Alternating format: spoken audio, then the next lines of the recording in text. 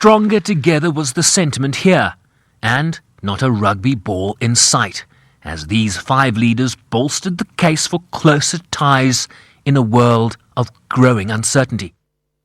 Key countries in the global economy are currently facing slowing growth, complex challenges to their trading relationships, or a turn away from the open, rules-based global trading system to being much more closed and introvert. For business people, these challenges are felt in slowing investment opportunities, mostly costly and complex trade, and rising uncertainty.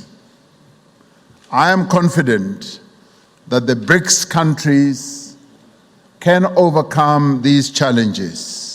He said South Africa remained committed to supportive governance and undertaking economic reforms aimed at developing an entrepreneurial state, while highlighting Africa's continental free trade area as a future boon for the region.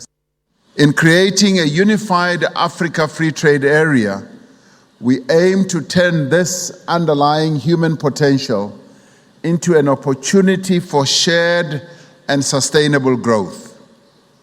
Realizing this potential will require partnerships and will offer an opportunity for BRICS countries to join us in building infrastructure on the African continent, sharing knowledge, and creating local manufacturing capacity.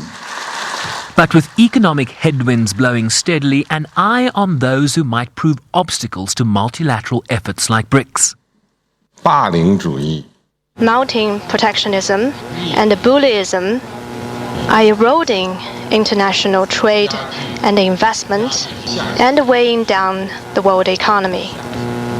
And I'm sure this is something you know too well from your direct participation in the global value chain.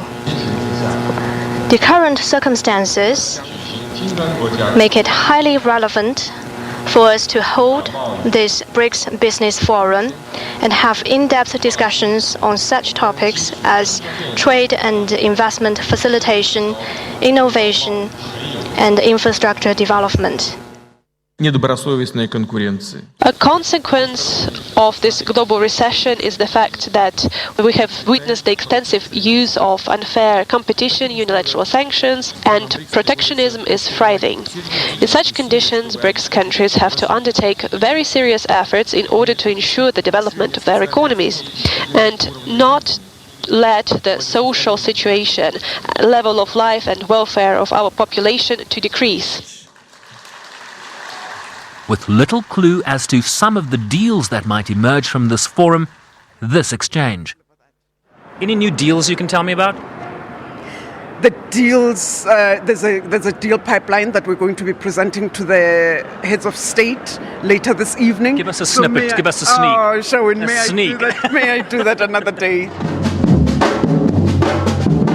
Earlier, President Ramaphosa was welcomed by the energetic beats of this Brazilian Batala group in an outreach engagement with African ambassadors credentialed to Brazil.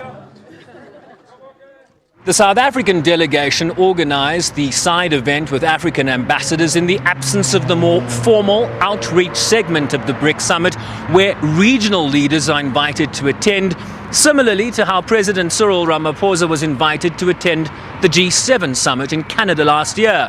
Officials tell us that Brazil's President Jair Bolsonaro refused to hold the outreach segment in the absence of an invite to Venezuela's so-called interim leader Juan Guaido, something the other BRICS leaders would have rejected because they all still recognize the legitimacy of Nicolas Maduro there, leaving the final day of political engagement here Thursday all the more interesting to observe.